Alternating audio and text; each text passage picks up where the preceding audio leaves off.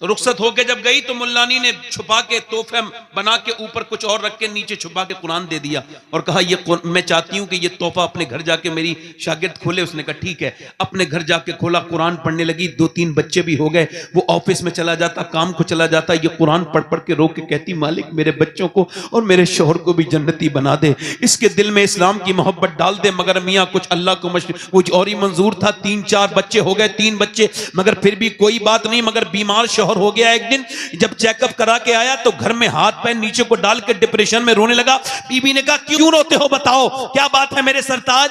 बोला बात यह है कि तुम कुछ दिनों में विधवा हो जाओगी और मैं बिल्कुल मर जाऊंगा। डॉक्टर ने कहा तेरा कैंसर इतना खराब हो चुका है कि तू अब 1-8 महीने का मेहमान मर जाएगा।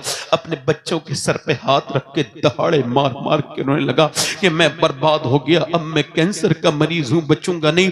जब वो रोया तो उसकी बीबी बोली अब तो तुम तो बिल्कुल वो आप तो मायूस हो ही गए हो, अगर इजाजत दो मुझे तो मैं कुछ पढ़ के तुम्हें दूं पानी पे और तुम मेरी बात मानो तो मैं तुम्हारा इलाज कर दूं, वादा करो बात मान लोगे। उसने कहा मैं तो मरने वाला हूं, बिल्कुल वादा है, अगर ठीक हो गया तो तेरी बात मान लूंगा। उसने क्या किया, उसने मुल्लानी को देखा था जब कोई बीमार आता था तो वो सूरह फातिहा पढ़ के दम करती थी। इसने सूरह फातिहा पढ़ पढ़ के दम करना शुरू कर दिया, सूरह रहमान पढ़ पढ़ के दम कर दिया। सुबह को सूरह फातिहा पढ़ के दम करती और शाम को सूरह रहमान पढ़ के दम करके पिलाती पानी पर। पीते पीते 3 महीने गुजर गए।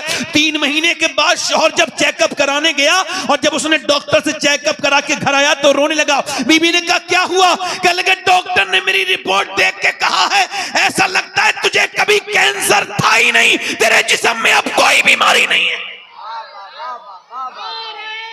उसने कहा कोई बीमारी नहीं है, कोई बीमारी नहीं है। बीबी रोने लगी, कहा मैंने आपसे कहा था मेरी बात मानोगे।